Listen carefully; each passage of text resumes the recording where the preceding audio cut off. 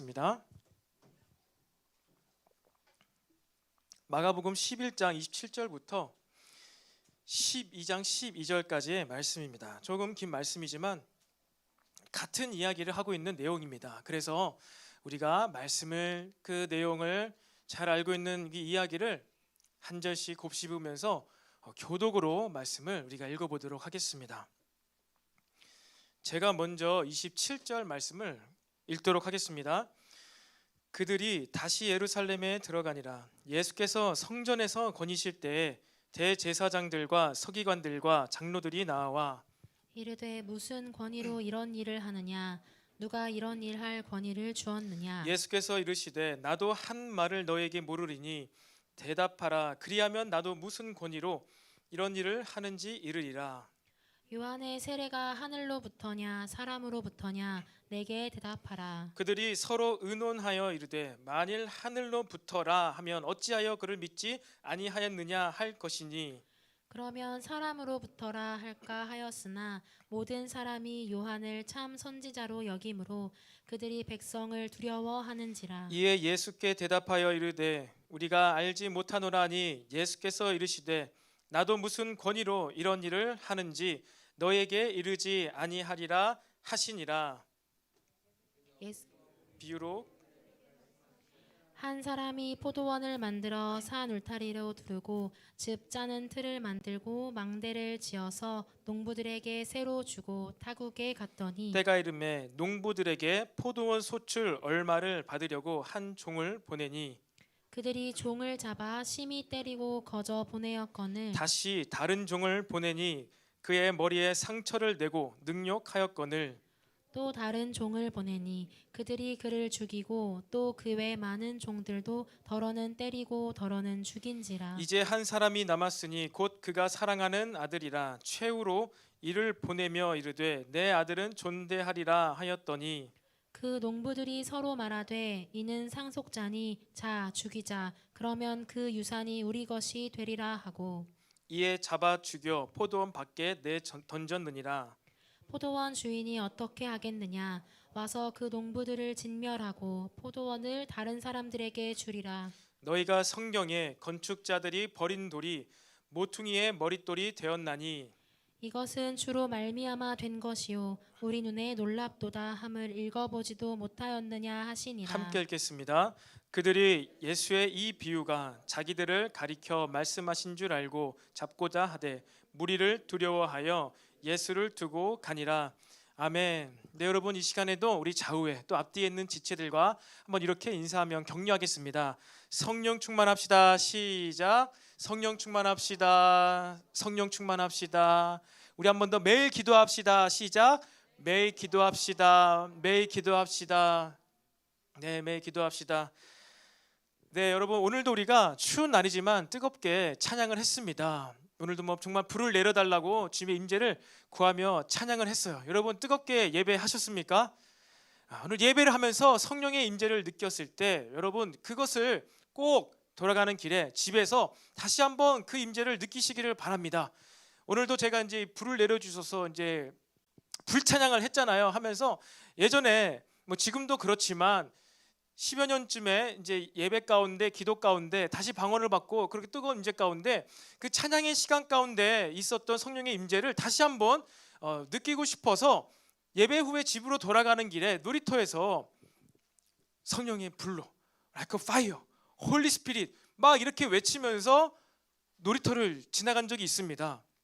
겨울날에 지금과 같은 겨울날에 그러니까 정말로 놀이터 그 길 지나가는 추운 날에도 성령님의 임재가 있는 거예요. 여러분 우리가 하나님을 경험하는 것 예배하는 것이 여러분에게 재경험되어지고요. 여러분 스스로 정말 증거하게 되기를 바랍니다. 성령님 나와 함께 하시는구나. 하나님이 살아계시는구나. 그렇게 임재를 느끼면서 마음이 새로워지고 내가 진짜 해야 될 일들을 할 수 있는 그런 성령님의 임재하심을요 느끼게 되기를 원해요. 오늘 또 예배하면서 우리 예배팀 가운데 얼마 전부터 형제 싱어가 새로 이제 투입돼서 예배하잖아요. 너무 목소리가 좋은 것 같아요. 조금만 더 하면은 펄활 더 타오를 수 있을 것 같아요. 지금도 너무 잘 타오르고 있는데 좀만 더 타오르세요. 좀만 더 타오르면은 정말로 너무 좋을 것 같아요. 그렇게 해서 정말 새로운 삶을 살아가시기 바랍니다. 저도 인생의 시즌 가운데 취업을 해서 제 삶이 바뀐 것도 아니고 결혼을 해서 제 삶이 바뀐 것이 아니에요. 그 성령의 임재를 느끼고 마음이 새로워지고 하나님이 주시는 그 의지, 그것 가운데 공부를 할 수 있었을 때 제 삶이 바뀌었던 것을 저는 기억을 합니다. 다시 오늘 그때가 떠오르더라고요. 또 그 형제의 모습을 보면서. 그래서 그때였어요. 눈을 감고 처음부터 끝까지 찬양한 적도 있어요. 시작부터. 가사는 뭐 대부분 알고 몰라도 괜찮아. 들으면서 하면 되잖아요. 그 찬양이 끝나고 딱 눈 떠보면 뒷사람이랑 저랑 눈이 마주치고 있어요. 뒤를 돌아서 찬양했던 것이죠. 찬양하다가 괜찮아요. 창피한 것 괜찮아요. 내 삶이 바뀌니까, 변화되니까 매번 그렇게 뒤를 보진 않겠지만, 여러분 그런 창피함과 그런 주변 신경 쓰임, 이런 것보다 여러분 하나님을 더 깊이 있게 만나게 되시기를 바랍니다. 예배는 우리 그것을 위해서 오는 것이에요. 때로는 옆사람 툭 칠 수도 있고, 때로는 뭐 이렇게 옆사람과 눈이 마주칠 수도 있지만, 여러분 중요한 건 하나님과 먼저 만나는 시간이 있으시길 바랍니다. 그것이 저와 여러분의 모든 예배가 되었으면 좋겠어요. 오늘 이곳에서의 예배의 임재가 뜨거웠는데 옆에서도 뜨거운지 모르겠습니다. 옆에서 드리는, 교육관에서 드리는 여러분들도 주님의 임재 가운데 오늘 말씀 또 끝까지 함께 듣게 되시기를 바랍니다. 여러분, 대한민국에서 가장 큰 권위는 무엇일까요? 누가 가장 큰 권위를 가지고 있을까요? 군대, 국방부 장관? 아니면 대통령? 아니면 여러분 조물주 밑에 있는 건물주가 가장 큰 권위를 가지고 있을까요? 아닙니다. 여러분, 우리나라의 가장 큰 권위는요, 국방부 장관도 아니고 대통령도 아니고 건물주도 아니에요. 그것은 바로 헌법입니다. 헌법. 들어보았습니까? 헌법. 법. 더 로우. 여러분, 헌법이 우리 대한민국 가운데 가장 큰 권위를 가지고 있어요. 헌법에 대들면 누구나 다 다치게 되어 있습니다. 우리 5년 전에 경험하지 않았습니까? 대통령도 헌법 때문에 탄핵됐잖아요. 2017년도 11월인가요? 12월인가요? 그때 탄핵될 때 여러분이 그 뉴스를 보았습니까? 법원에서 이러한 이유로 탄핵 소추안을 가결할 때 그 전문을 읽어보았습니까? 한번 나중에 집에 가서 검색해 보시기 바랍니다. 실제적으로 어떤 증거가 있는 아무런 죄가 발견되지 않았지만 이러한 일들이 헌법의 정신을 크게 위해할 수가 있을 것이 염려되어서 탄핵을 한다고. 놀랍죠?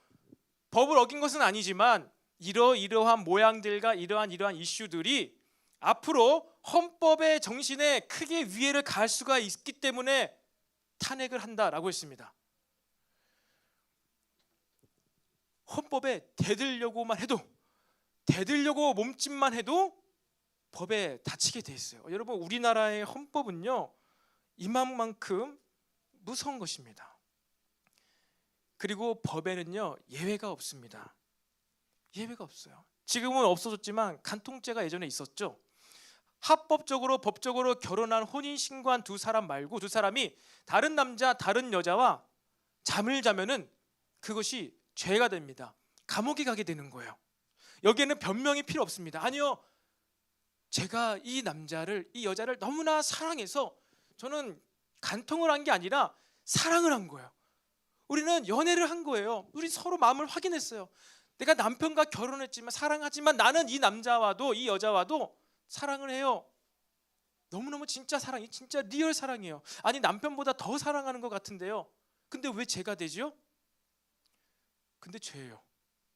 법 앞에서는요, 예외가 없어요. 아무리 급하다고 해도 여러분, 신호등을 어기고 넘어가면은 어떻게 되죠? 신호를 위반한 거예요. 범법을 한 것입니다. 아니요, 내 애가 아파가지고요, 내가 너무나 급해가지고요, 신호를 어겼습니다. 안 됩니다. 참작은 할 수 있지만 일단은 법 앞에 서게 되는 거예요. 변명은 할 수 있겠지만 변명을 하는 자리로 가야지, 나에게 어떤 핑계, 이유가 있다고 해서 변명을 하는 그 자리까지도 안 가는 그런 일이 없다는 것입니다. 법 앞에는.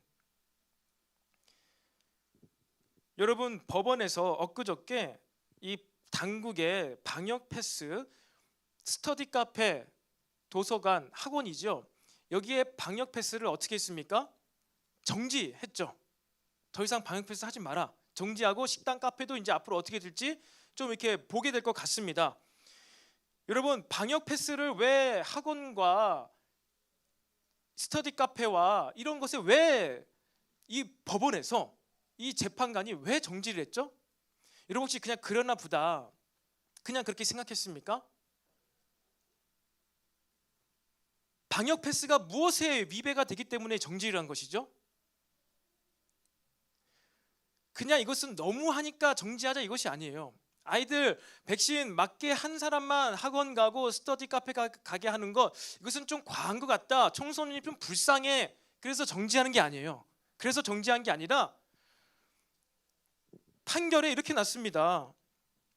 방역 패스가 국민의 생존권이나 기본권 침해가 너무 중대하기 때문에 뿐만 아니라 의학적으로도 우리 국민의 생명과 건강에 지대한 위해를 미치기 때문에 방역 패스를 시행함으로 말미암아 우리 국민들이 가지고 있는 생존권과 기본권의 침해가 된다는 거예요. 여러분, 기본권이 무엇입니까? 기본권. 여러분에게는요, 기본권이 있습니다. 크게 두 가지가 있어요. 그것은요, 신체의 자유와 정신의 자유가 있습니다. 내가 이렇게 생각할 자유, 그리고 내 신체를 내가 마음대로 할 자유가 있어요. 그러니까 법을, 구속이나 죄를 지어서 구속당하지 않은 사람은 내 신체와 내 생각, 정신의 자유가 있습니다. 근데 방역 패스가 지금 뭐를 위해한다는 거예요? 우리의 신체의 자유와 정신의 자유를 크게 위해하기 때문에 모든, 지금 이 감염병 때문에 모든 방역 패스를 중단할 수는 없지만 스터디 카페와 학원과 도서관 이런 것들은 방역 패스를 중지한다 했습니다. 청소년들이 불쌍해서 중지한 거 아닙니다. 헌법의 기본권에 크게 위해가 되기 때문에, 이것은 법을 대적하는 것이기 때문에, 그중에 우리 신체의 자유와 정신의 자유에 대적하기 때문에, 반하기 때문에 이것을 중지한다라고 해서 중지가 된 거예요. 여러분, 우리나라는요, 법대로 그래도 돌아가고 있습니다. 헌법이 최고법이에요. 근데 마치 지금 우리는 이 방역 지침인데 방역법이 돼버려 가지고 이 방역법 지침 앞에서 헌법까지도 위해를 받고 있는 현실을 살아가고 있습니다. 이러한 재판관의 판결에 대해서 정부가 무엇이라고 했냐면은, 그런 것은 비과학적이고 위험한 주장이다 이렇게 했습니다. 합리적이지 못하고 위험하다라고 했습니다. 그래서 의사들이 얘기해요. 왜 위험하고 왜 비합리적인지 근거를 대라고 의사들이 정부한테 증거를 대라고 하는데, 정부의 답변은 늘 위험하다. 그것은 비합리적이다. 앵무새처럼 이 말만 반복합니다. 여러분, 우리의 삶을 지탱하는 것, 우리의 사회를 지탱하는 것이요, 법이에요. 그리고 그것의 가장 밑에 헌법이 있습니다. 우리 사회가 이렇게 안정되고 이렇게 건강하게 돌아갈 수 있는 것은요, 그 다른 모든 것보다 법이 기반이 되기 때문이에요. 여러분에게 기본권이 있기 때문에 여러분들이 이렇게 살아갈 수가 있는 것입니다. 그런데 이러한 방역 지침 때문에 우리의 기본권이 침해가 당했을 때 무슨 일이 발생하게 되겠습니까? 법이 없어져요. 그러면 혼란이 옵니다. 혼란이 오는 거예요. 방역 지침이 헌법을 대적하고 있어요. 방역 지침을 따르는 그 사람, 방역 지침, 방역법을 따르게 되죠. 그러면요, 우리는 알게 모르게 헌법에서 제시하고 있는 기본권, 내가 누려야 하는 기본권을요, 누리지 못하고 그 법을요, 내가 대적하고 있는 거예요. 그리고 그 기본법, 헌법을 대적할 때 나타나는 결과가 무엇일까? 내가 헌법을 나도 모르게, 알게 모르게 대적하고 있어. 내가 나의 신체를 스스로 구속하고 내가 나의 생각과 정신을 하위 지침인 방역 지침 때문에 헌법을 대적하고 있어. 그렇게 했을 때 여러분, 우리의 인격과 우리의 생각과 마음에 어떠한 일이 발생할지에 대해서는요, 아무도 이야기를 하지 않아요. 신체의 자유, 생각의 자유, 여러분 이거 아무것도 아닌 것 같죠? 이것은요, 기독교 신앙이 종교 개혁 때부터, 지난 시간에 그 얘기했었잖아요. 종교 개혁 때부터 기독교 신앙이 피를 흘려서 투쟁하여서 얻어낸 결과물입니다. 우리나라가 신분제도가 없어지고 자유인이 된 것은 현대 사회가 되어서 그렇게 됐다지 않았어요. 기독교 가치관이 들어와서 우리나라의 신분제도가 사라지고요, 거주 이전의 자유와 우리 신체의 자유와 생각과 정신의 자유가 주어진 것입니다. 그래서 우리나라가 이렇게 발전하고 건강하게 세워질 수가 있던 거예요. 똑똑한 사람이 많아서 그런 게 아니라 우리에게 자유가 있기 때문에, 헌법이 있었기 때문에 이렇게 건강할 수 있었습니다. 그런데 지금 헌법을 알게 모르게 대적하는 일들이 사회와 각 개인에 나타나고 있습니다. 알게 모르게 여러분은요, 헌법에 대적을 하고 있는 거예요. 오늘 왜가 이렇게 시작하면서 법 얘기를 하느냐? 오늘의 말씀의 제목이 무엇입니까? 보셨죠? 참된 권위를 두려워할 때 생기는 일.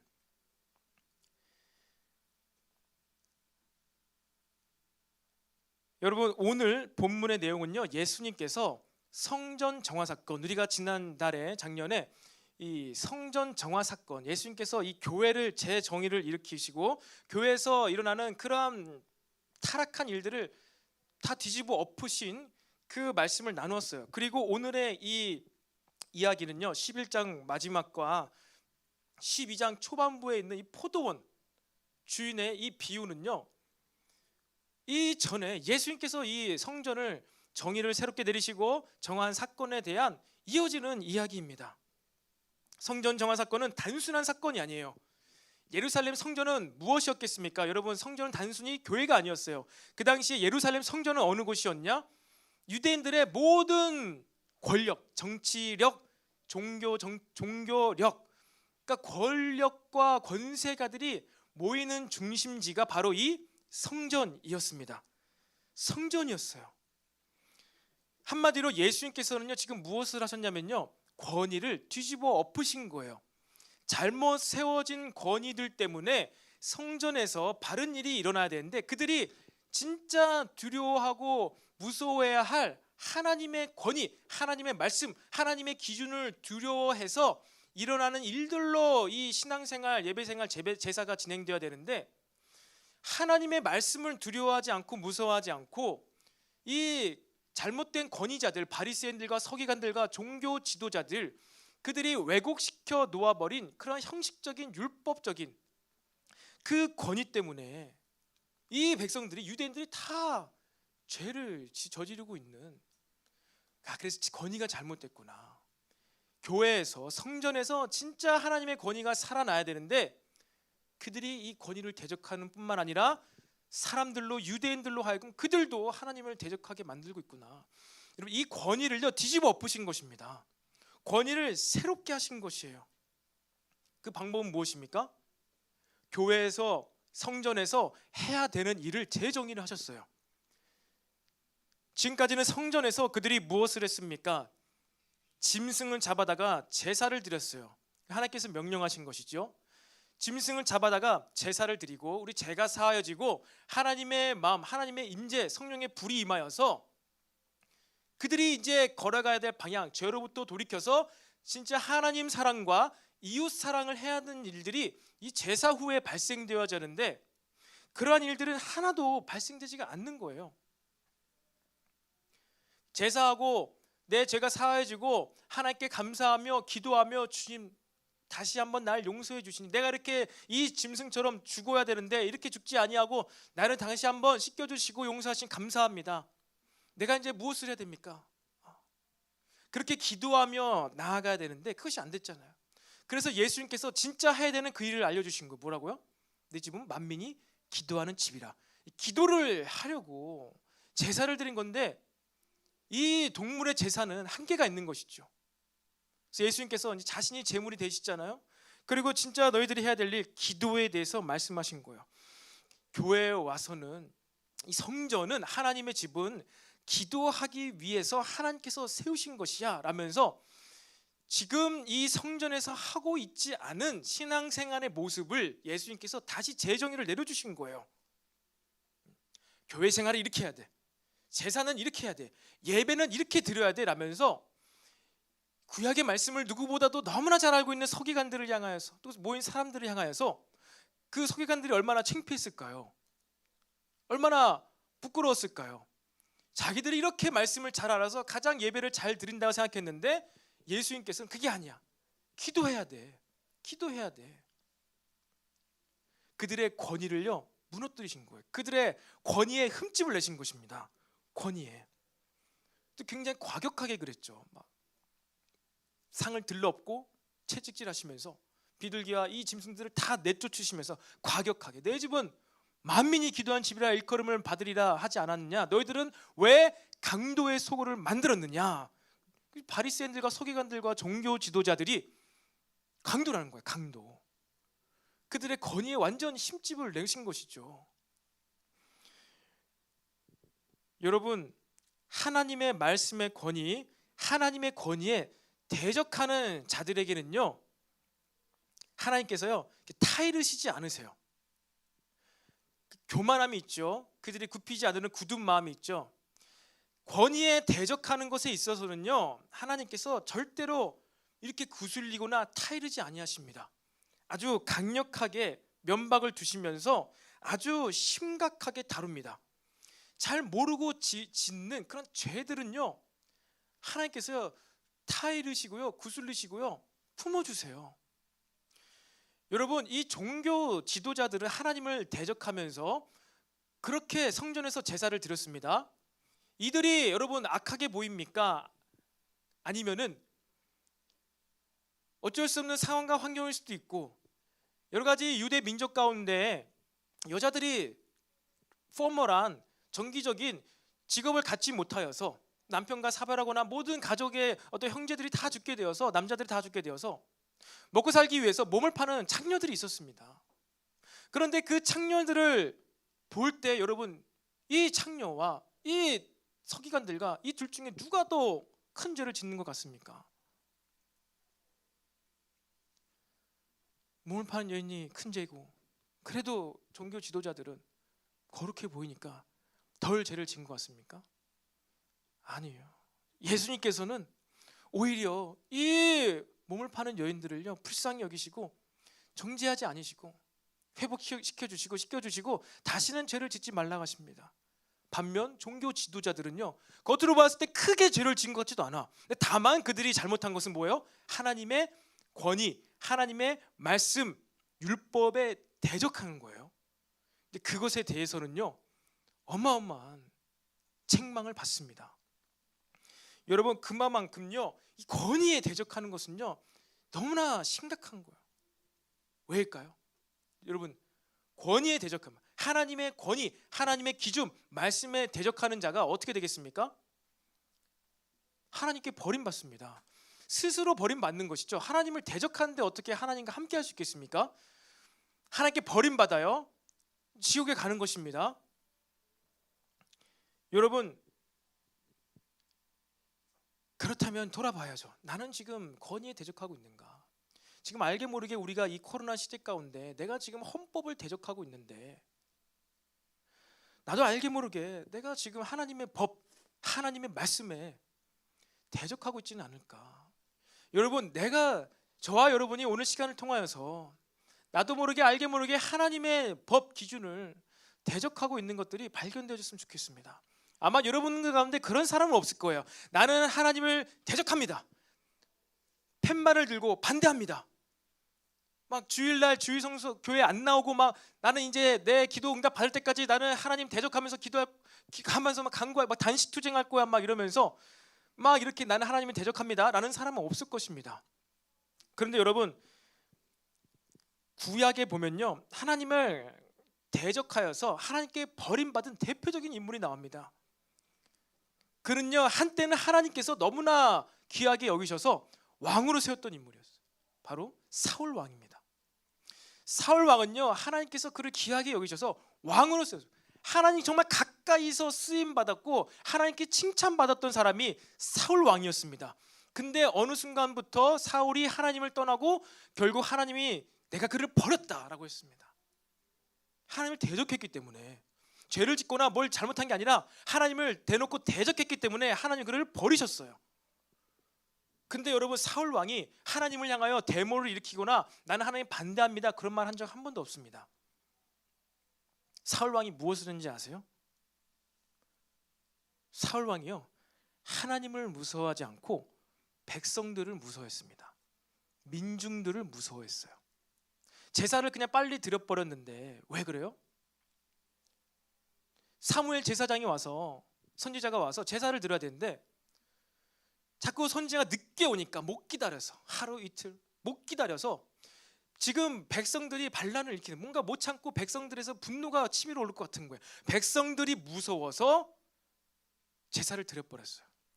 하나님을 진짜 무서워해야 되는데 하나님보다 백성을 더 무서워했어요. 그게 그가 버림받은 하나님을 대적한 한 가지입니다. 또 하나 있어요. 그가 국정을 하는데 어려움이 있습니다. 힘든 일이 있습니다. 근데 그가 그러면 어떻게 해야 됩니까? 다윗처럼 하나님께 나아가서, 성전에 가든지 하나님께 나아가서 제사를 드리며 예배하며 기도하며, 하나님 어떻게 해야 됩니까? 내가 어떻게 싸워야 됩니까? 어떻게 다스려야 됩니까? 이렇게 기도를 해야 되는데, 솔로몬처럼 기도를 해야 되는데, 사울이 누구한테 갔습니까? 신접한 여인한테 갔어요. 무당한테 갔습니다.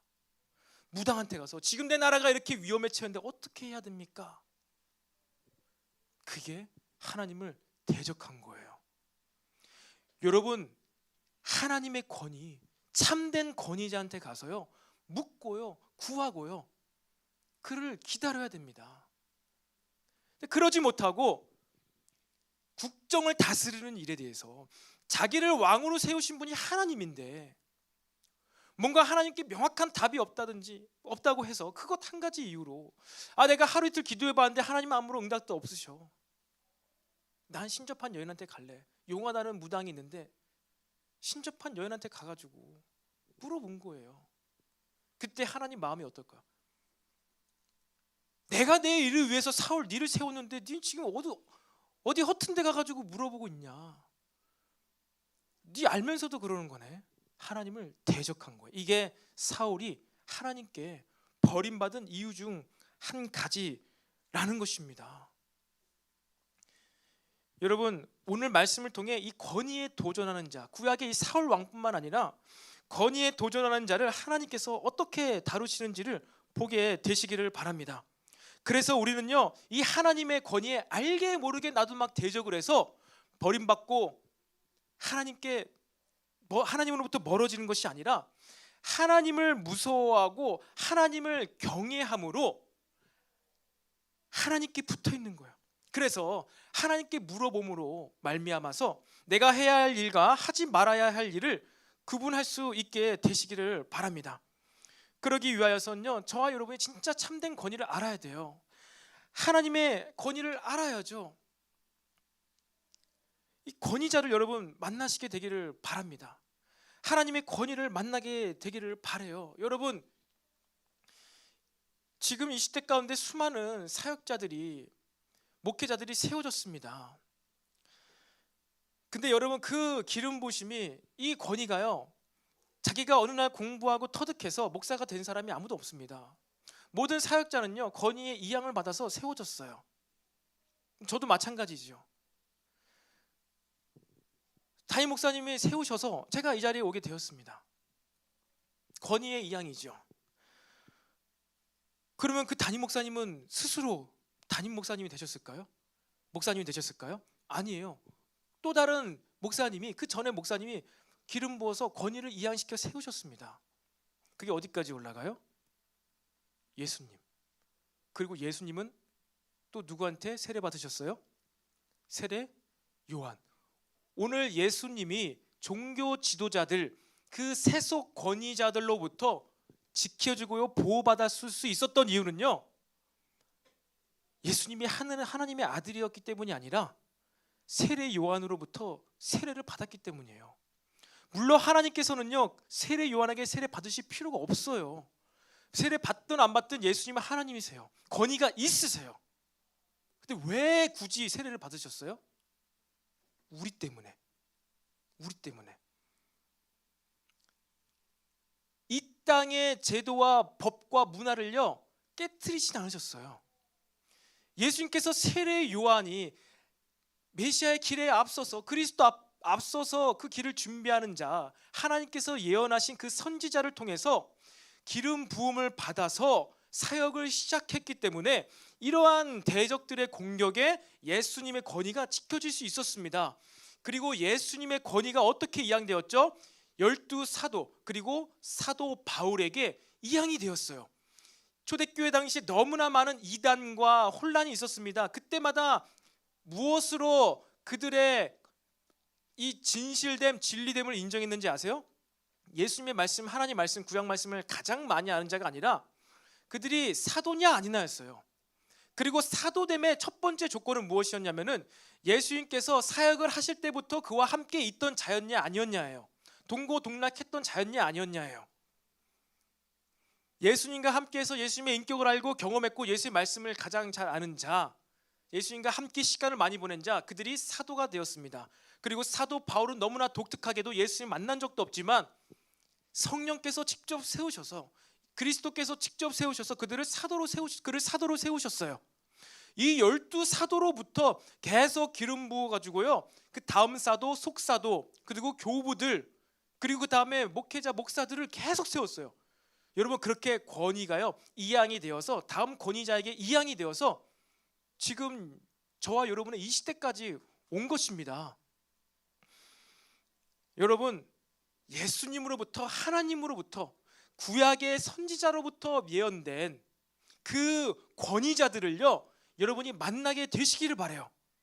그 권위자들, 그냥 어느 날 갑자기 튀어나서 유튜브에서 구독자 수 많고 조회수 많고 굉장한 계시의 말씀을 막 썰을 잘 푸는 엄청난 유튜브 스타들도 있잖아요.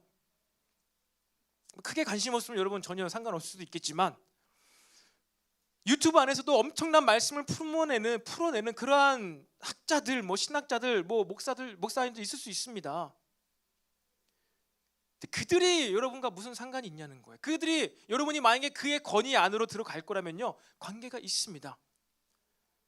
근데 여러분은요 정말로 하나님께서 세우신 참된 권위, 그 권위를 만나게 되시기를 바라고요, 그와 대화를 하게 되시기를 바랍니다.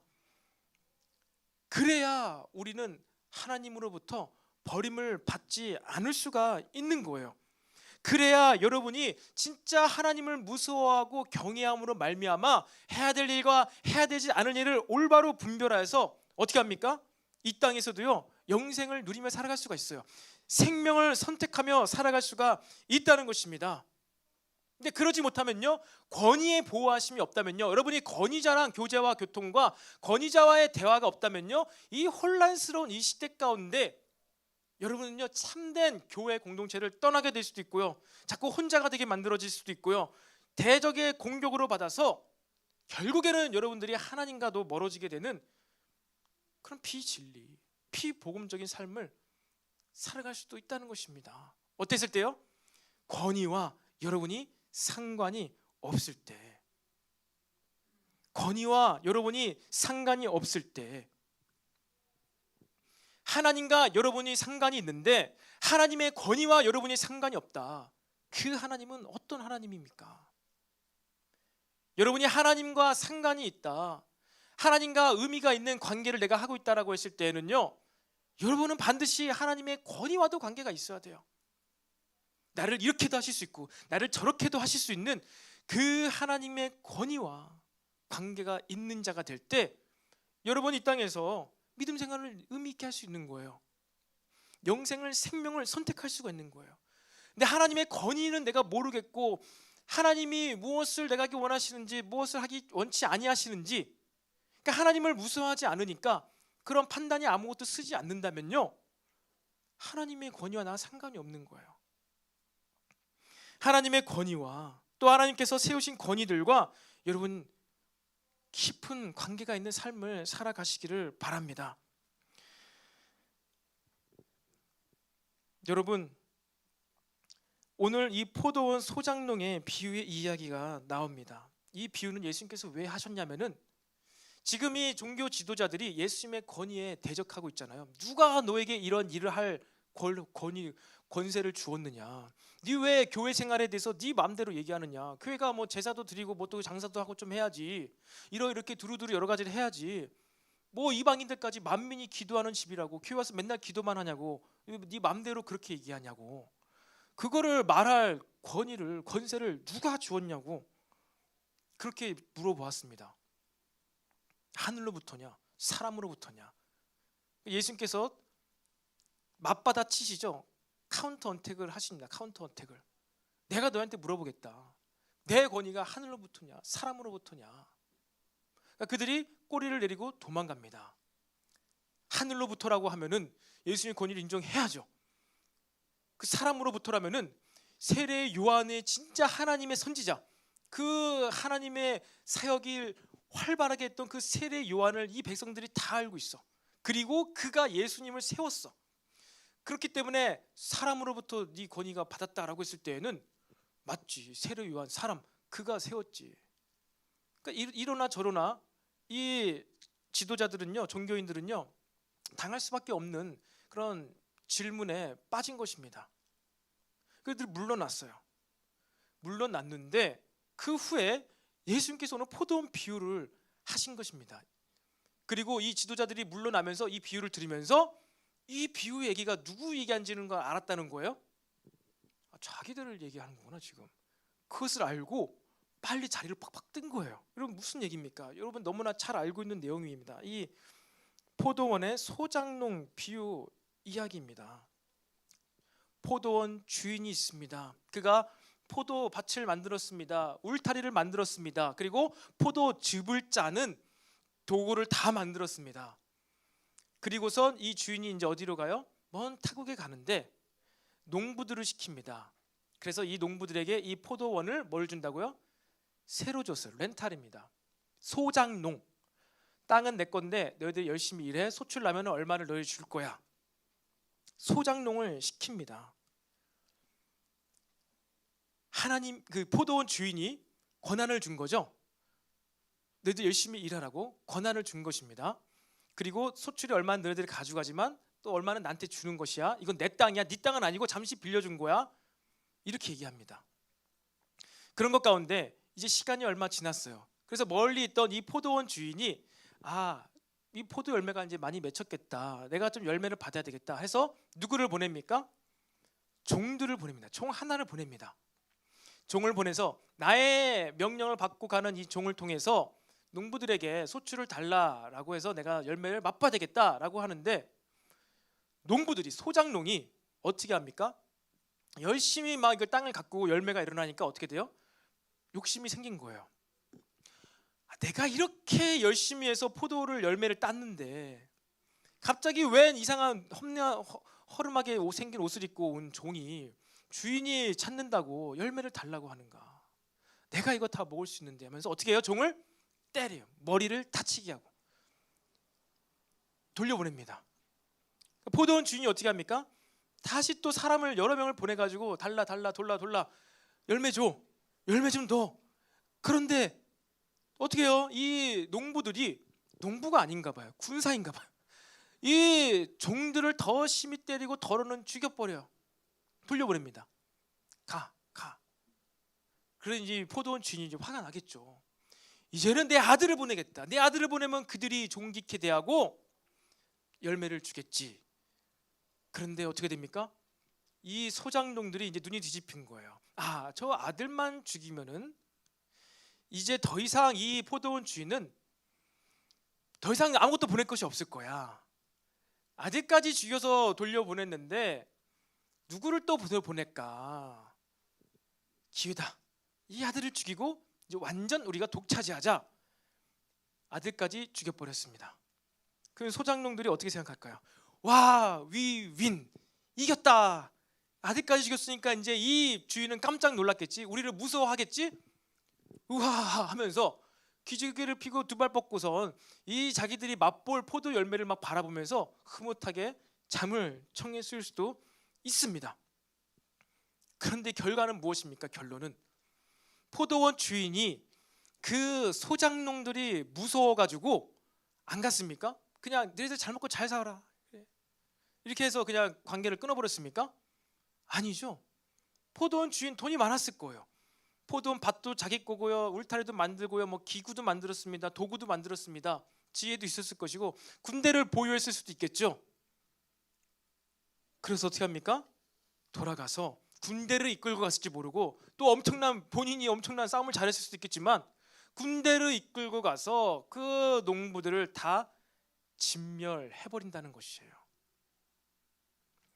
여러분, 이 농부들은요, 이 주인을 무서워하지 않았어요. 이 주인을요 두려워하지 않았기 때문에 자신이 해야 될 일과 하지 말아야 될 일을 구분하지 못했습니다. 여러분, 이 눈에 보이는 이 포도원의 비유, 이 포도원의 비유에서의 이 포도원 주인의 힘과 권세도 이만하다는 거예요. 소작농들을 단 한숨에 쓸어버릴 수 있는 힘과 권세가 이 포도원 주인에게 있다. 그런데 여러분, 하물며 이 온 우주와 천지 만물과 눈에 보이는 이러한 세계와 눈에 보이지 않는 이 천사들과 모든 이러한 물리 법칙과 시간과 장소, 이런 공간 모든 것을 만드신 하나님께서 어떠한 힘과 능력과 권세가 있으시겠습니까? 우리가 하나님의 종으로서, 그리스도의 종으로서 부름받아 이 땅에서 하나님께서 취하실 열매들을 막 찾으러 다니고 있습니다.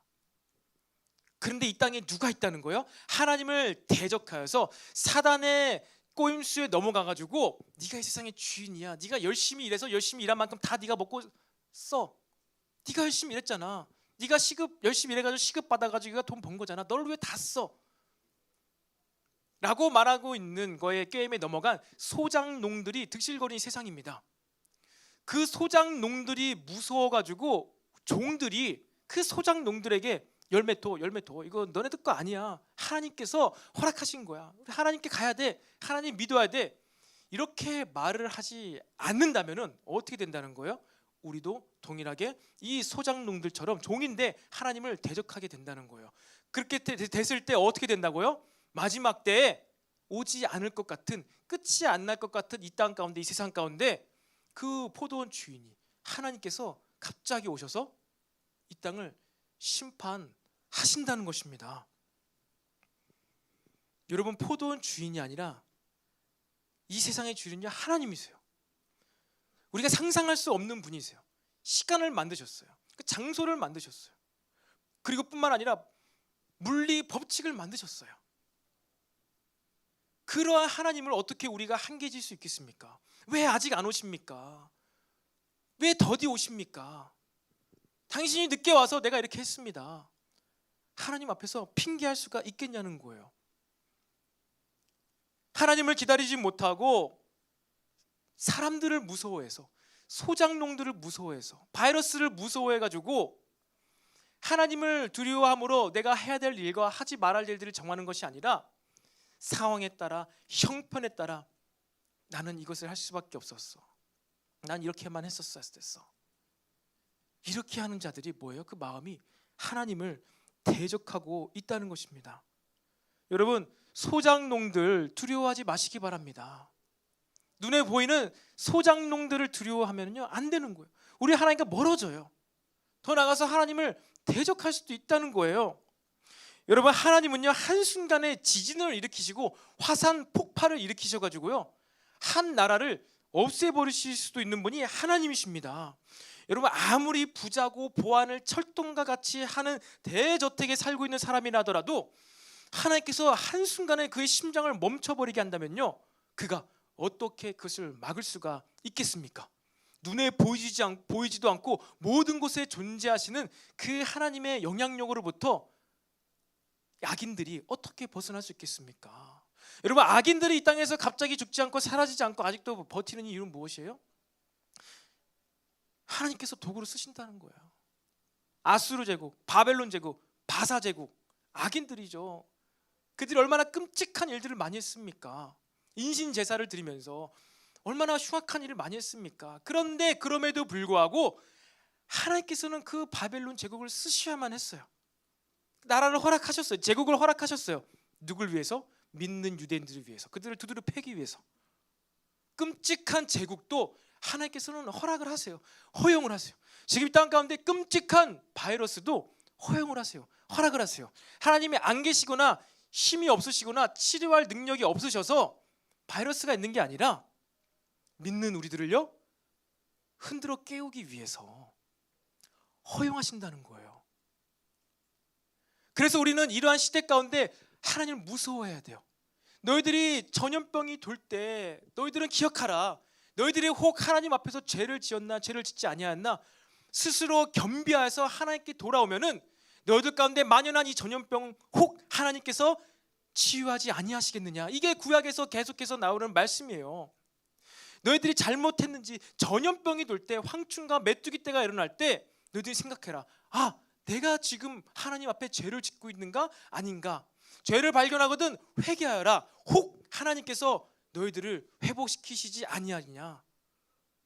여러분, 우리는 이러한 전염병이 드러나는 이 시대 가운데 그리고 하나님의 말씀의 기준 또 한 국가적인 기독교의 어떤 가치관 가운데 세워진 우리나라 대한민국 헌법이 위협을 받고 있는 이때 가운데 우리는 겸비해야 돼요.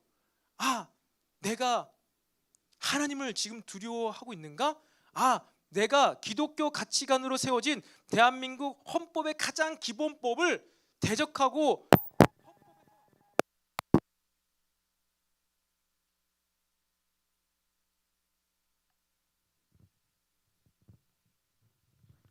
헌법에서 벗어나는 일을 해가지고 내가 그런 어떠한 질서 가운데 있지 못하고 혼란에 빠져 있지는 않는가. 내가 혼란에 빠져 있다면 질서를 벗어났다면은 헌법으로부터 벗어났더라면은 아, 이게 내가 잘못되었구나 라면서 돌이켜서 회개하여서 기도하여서 하나님께서 혹 회복시켜 주실지를 기대해야 한다는 거예요. 앞에 모니터 좀만 줄여줘도 될 것 같습니다. 회복시키실지 아니실지는 모르겠지만 혹 회복시킬지도 모르기 때문에 우리는 겸비하며 회개하며 나아가야 한다는 것입니다. 동일합니다. 지금 여러분의 청년의 때 내가 진짜 권위를 두려워하고 무서워함으로 내 청년의 때를 보내고 있는가? 내 삶에서 뭔가 질서가 없고 뭔가 하나님과 함께하는 인자하심이 느껴지심이 없고 기도 응답도 안 되고 말씀도 잘 모르겠고 질서가 없어요. 그래서 혼란 가운데 있어요. 그럼 우리는 어떻게 된다고요? 아, 내가 청년의 때에 말씀을 대적하여 참된 권위를 대적하여서 내가 무언가 잘못하고 있는 것은 하고 있지는 않을까? 그러면서 회개하면서 하나님께 물으면서 기도하며 나아갈 때 혹 하나님께서 저와 여러분에게 진짜 참된 권위의 보호하심을 허락해 주실 수도 있다는 것입니다. 그리고 그 권위 안에 들어갈 때 내가 이제 진짜 해야 될 것이 이거구나. 나는 이제 진짜 이것을 하면 안 되는구나. 내가 그 권위 안에 있으니까 죄를 안 짓게 되는 거예요. 하나님을 무서워하고 권위를 무서워하며 두려움으로 말미암아서 하지 말아야 될 일을 안 하게 되는 거예요. 그리고 해야 될 일들을 하는 거예요. 여러분 삶의 시간을 지난 한 주간의 나의 라이프를 시간을 한번 돌이켜 보십시오. 여러분들이 하나님을 두려워함으로 해서는 안 될 짓, 그것을 하나도 하지 않고 내가 꼭 해야 되는 일, 그것을 계속했더라면은 여러분의 모습, 마음, 그리고 여러분의 삶의 어떠한 규모, 어떠한 삶의 모습들이 어떠했겠습니까? 여러분의 삶의 진짜 권위가 강력하게 작동한다면요, 여러분들은요 진짜 안전하고 행복한 삶을 살 수 있어요. 늘 올바른 선택을 할 수 있는 거. 어떨 때요? 하나님을 무서워할 때, 두려워할 때. 이 소장농들이 포도원 주인을 무서워했더라면은 종들을 죽이지 않았을 거예요. 포도원 주인을 무서워하지 않았어요. 오지 않을 거라 생각할 수도 있고 자기들이 죽을 때까지 안 올 거라 생각할지도 모르죠. 근데 포도원 주인은 금방 와버린 것이죠.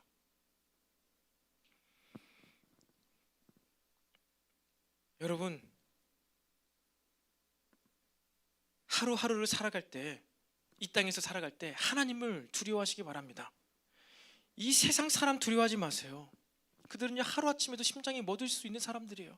직장 상사를 무서워하지 마세요. 그들을요 무서워하지 마세요. 그렇다고 해서 그들을요 무시하라는 게 아니에요. 그들을요 무서워하지는 말고요, 말씀의 기준으로 그들을 섬기시기를 바랍니다. 왜? 그것을 하나님께서 우리에게 요구하셨기 때문이에요. 에베소서 6장 5절 6절에 이런 말씀이 있죠. 종들아 두려워하고 떨며 성실한 마음으로 육체의 상전, 이 직장 상사라는 거예요. 육체의 상전에게 순종하기를 그리스도께 하듯 하라. 눈가림만 하여 눈 앞에서 겉으로만 사람을 기쁘게 하는 자처럼 하지 말고 그리스도의 종들처럼 마음으로 하나님의 뜻을 행하라. 그러니까 어떻게 하라는 거예요? 너희 직장 상사에게, 이 땅에 있는 너희보다 높은 상전들에게 어떻게 하라는 거예요? 순종을 하는데 그들이 하는 말 예 이렇게 하는 게 아니라 뭐라고요? 진심을 다해 온 마음을 다해서 그들에게 하나님의 뜻을 행하라는 거예요. 하나님의 뜻. 압축하자면은 하나님 사랑과 이웃 사랑. 직장 생활을 할 때 여러분이 이 땅에서 육체의 상전들을 대할 때 두려워하지 말라는 거예요. 무서워하지 말라는 거예요. 부담스러워하지 말고 온 마음 다해서 그리스도께 하듯 하나님의 뜻을 그들에게 행하라는 것입니다.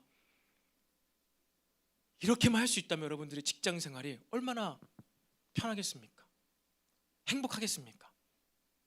근데 이것이 어떻게 가능해요? 하나님을 무서워할 때. 하나님이 시키신 거잖아요.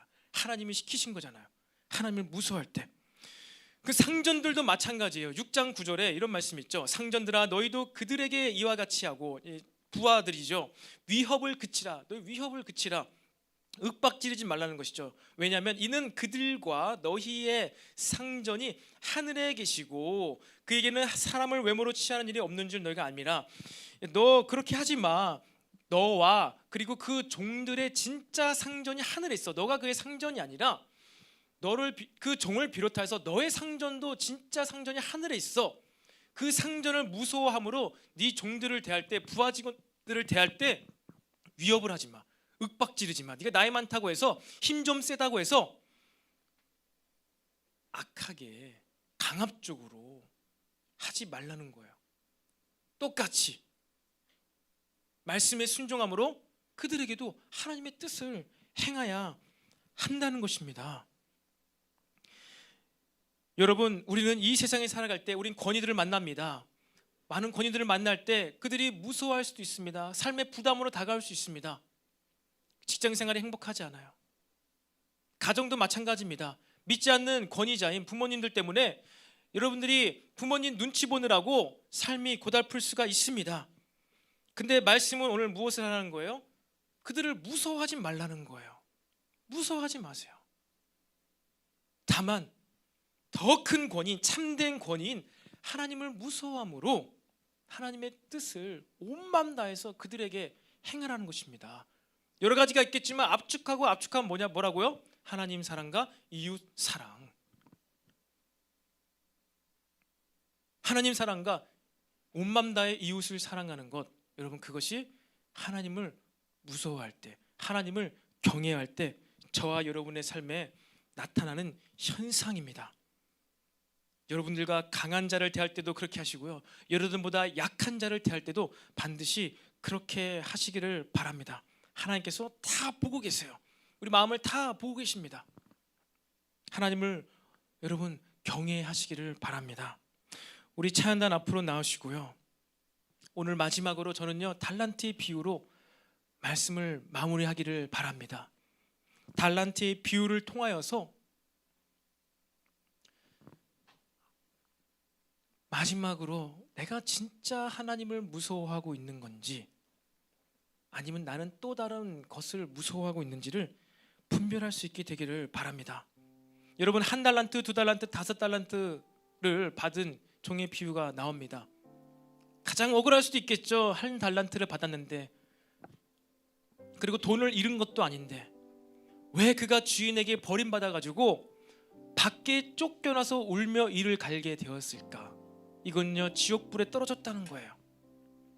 그에게도 2달란트 주든지 3달란트 주든지 5달란트를 줬어야지. 왜 그 주인은 1달란트 조금 줘가지고 많이 남기기를 바랬을까?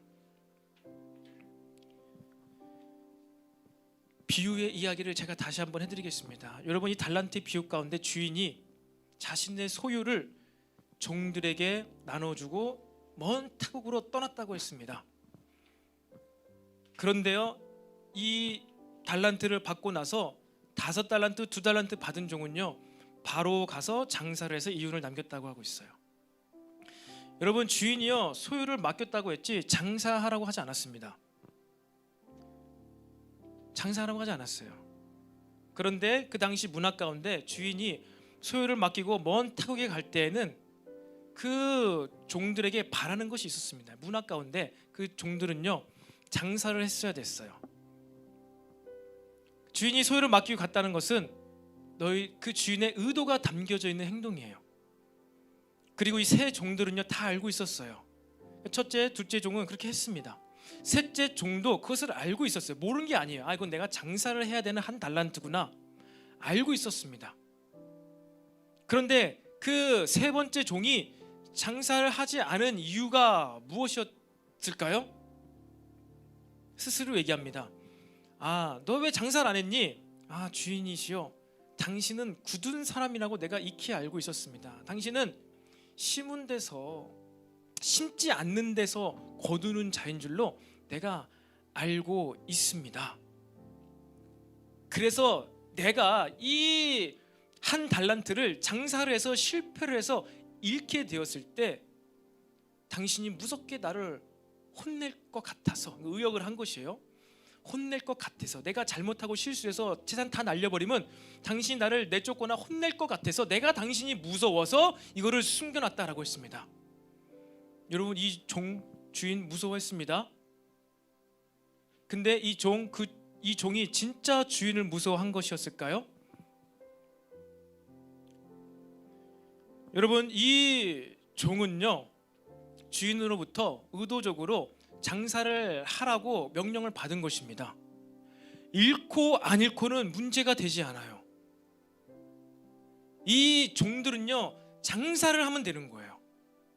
잃고 안 잃고는 중요하지 않아요. 이미 이 종들은요, 이 주인의 가족, 그 당시에는 이 종들이 가족이었습니다. 이미 가족으로서 받아들여졌고 열심히 수고했기 때문에, 장사를 할 만하기 때문에 그에 맞는 달란트를 준 거예요. 근데 이 종은 무슨 스토리를, 썰을 풀고 있어요? 잃게 되었을 때 내가 쫓겨난다, 내가 잘못했을 때, 실수했을 때 대박 혼나고 나는 영원히 추방당한다. 이 종은요, 주인을 무서워한 게 아니에요. 이 종은요, 자신의 목숨을 잃을까 봐 무서워한 거예요. 이 종은요, 자기 자신이 명예가 실추될까 봐 그것을 무서워한 거예요.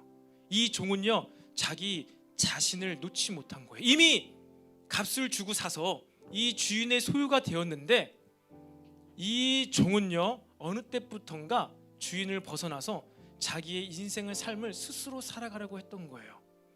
내가 열심히 일해서 이 주인의 집에 종으로서 밥 먹고 살고 있는데, 갑자기 어느 날 먼데 간다면서 한 달란트 툭 던지고 이거 분명히 장사해야 되는데, 내가 남겨야 되는데, 난 장사 잘 못하는데, 난 달란트 없는데, 은사 없는데 어떡하지?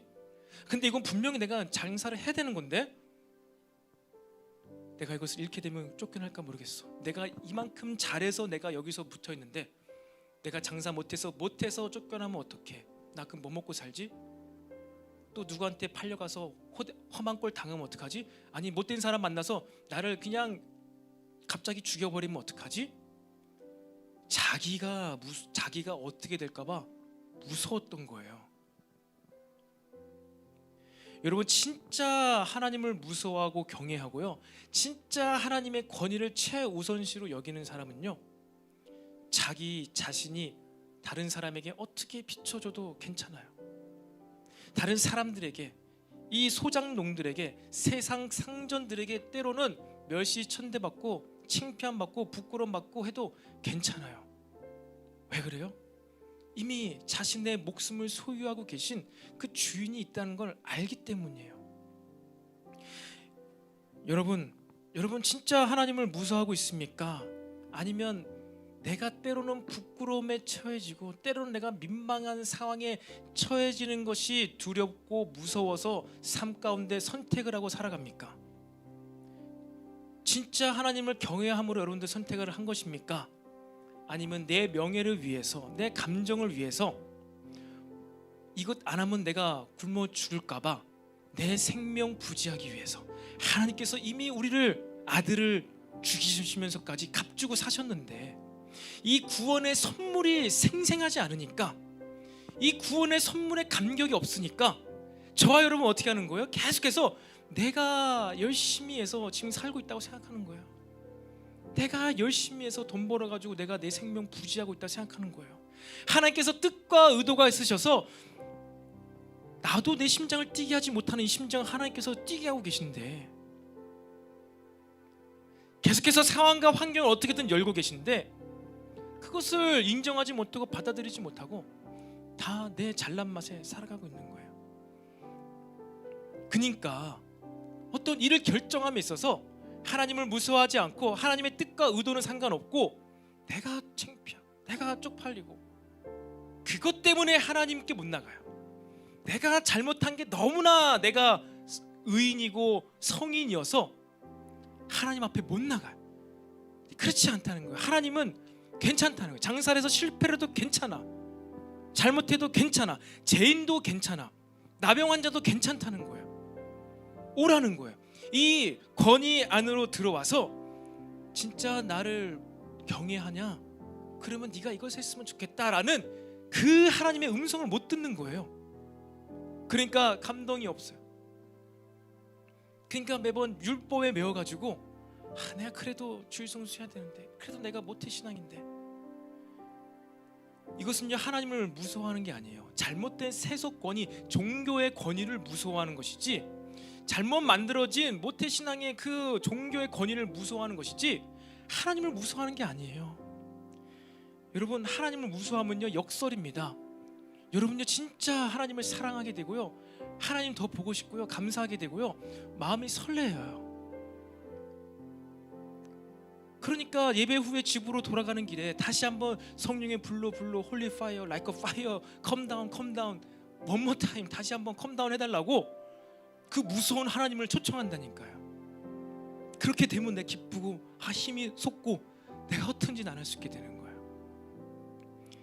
여러분, 오늘 이 포도원의 비유, 소작농의 비유, 여러분 이 종들은요, 이 아들은요 알았겠죠. 이 종들, 먼저 간 종들 다 죽었다, 때려 맞고 왔다, 나도 가면 죽지 않을까?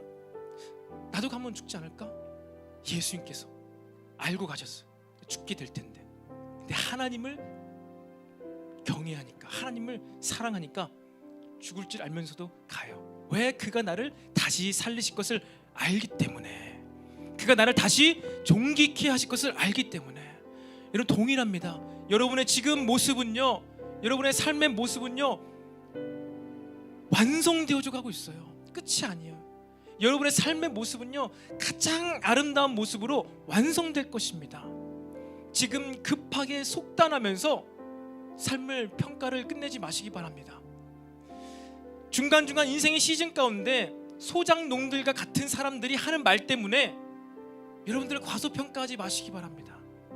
여러분은요 예수님 같은 자들이에요. 예수님만큼의 값어치가 있는 아름다운 사람들이에요. 그것을 아시고 때로는 내가 잘못된 권위에 짓밟히고 어려움 당하고, 때로는 하나님의 섭리하신 가운데 어떤 공동체 안에서도 내가 때로는 비참해지고 때로는 잘못이 막 드러날 때고 있고, 때로는 약간 뭔가 외면당하는 것들을 느낀다 하더라도요, 여러분 하나님 경외하십시오. 하나님 앞에서 내가 이것을 옳은 일인가 옳지 않은 일인가 늘 이것을 생각하면서 선택하시기 바랍니다. 그러한 성령 충만한 삶을 살아가게 되시기를 간절히 소망합니다. 여러분 이 시간 우리 다 같이 자리에서 일어나서 사랑하는 나의 아버지, 우리 이 찬양 너무나 잘 알고 있죠. 우리 주님의 이름을 이 시간 높여드리기 원합니다. 찬양하기를 원합니다. 전능하신 하나님을 경배합시다. 사랑하는 나의 아버지 이름을 높여드립니다. 이름 높여드립니다.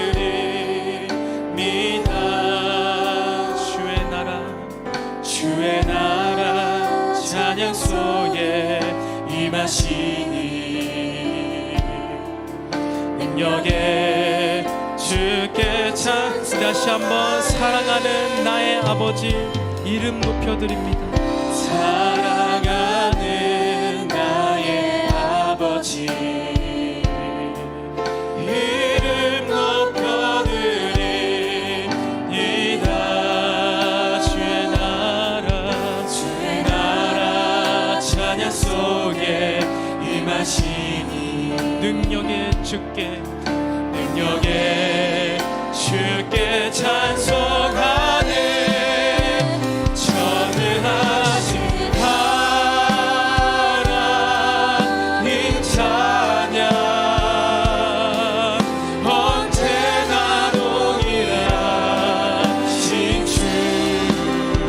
전능하신 하나님 찬양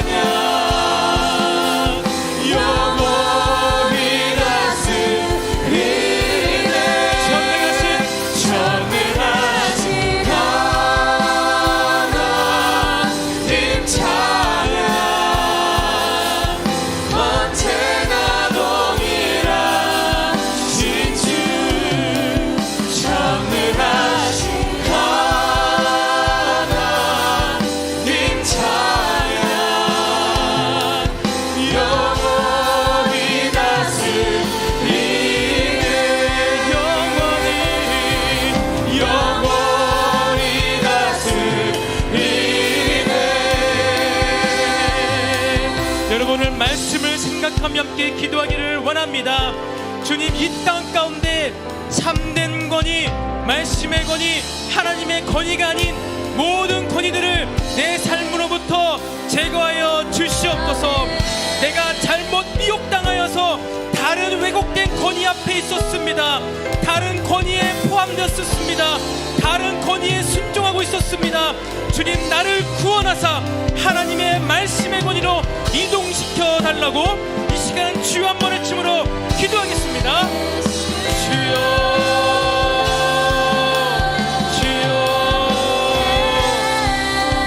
사랑하는 아버지, 우리가 참된 권위, 하나님의 권위, 우리에게 생명을 주실 수도 있고 우리를 지옥불로 떨어뜨리게 할 수 있는 하나님의 권위의 판에 서게 하여 주시옵소서. 이 땅은 권위의 전쟁입니다. 법의 전쟁입니다. 하나님의 법과 세상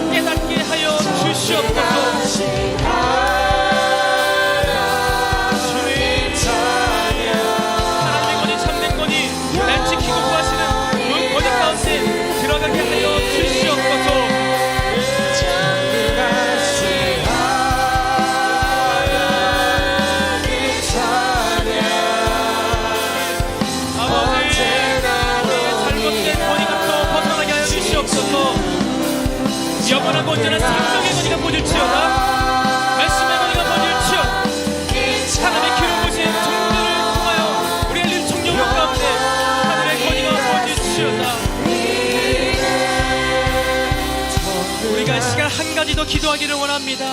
여러분, 마지막으로 나누었던 것처럼 여러분의 목숨, 여러분의 어떠한 것들, 이것을 여러분 온전히 버려두지 못하면 하나님을 선택할 수가 없어요.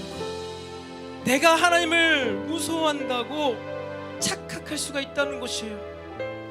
여러분의 삶의 선택과 결정 가운데, 여러분의 판단 기준 가운데 진정 그 주인을, 하나님을 경외함으로 선택하는 것입니까? 아니면 내 목숨을 잃을까봐 무서워하여서 선택을 하는 것입니까? 진짜 하나님을 무서워함으로 선택을 하는 것입니까? 아니면은 먹고 사는 문제 때문에 여러분의 삶에 선택을 하는 것입니까? 여러분, 하나님을 먼저 무서워하지 않는다면은, 내 생명을 잃을까봐 두려워한다면은, 여러분 마지막 때 우리는 밖에 버리워져서 울며 이를 갈게 된다는 예수님의 비유의 말씀이 너무나 많이 나오고 있습니다. 여러분, 우리가 밖으로 쫓겨나지 않기 위해 해야 될 일들은 하나님의 말씀에 순종하는 것이에요.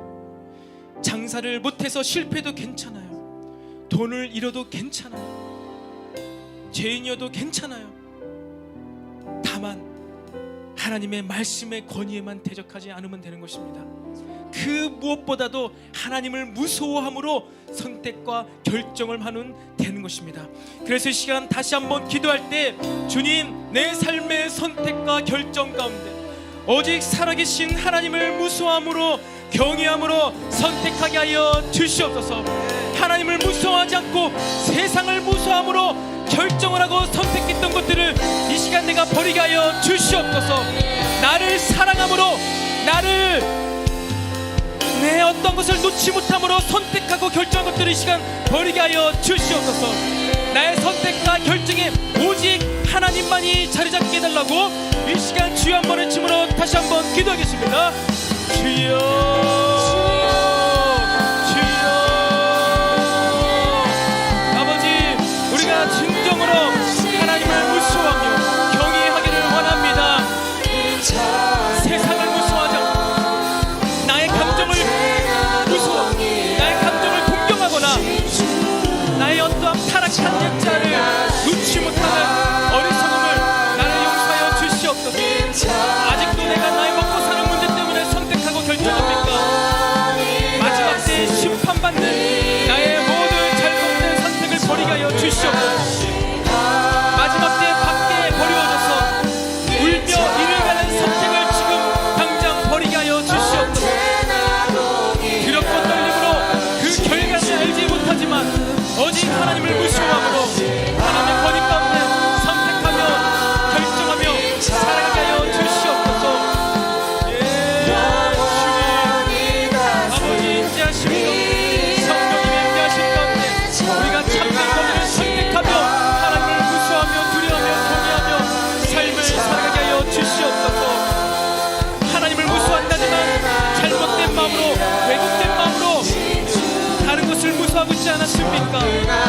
주님, 이 시간 밝혀주시고 우리가 진리 가운데 거하며 오직 주님만을 두려워하며 떨림으로 사랑하며 나가게 하여 주시옵소서. 아버지, 주님을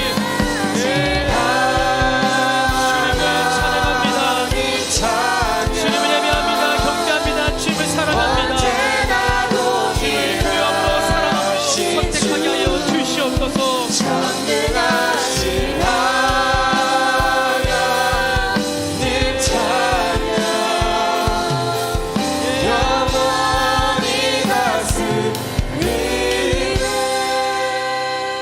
살아계신 주님, 감사합니다.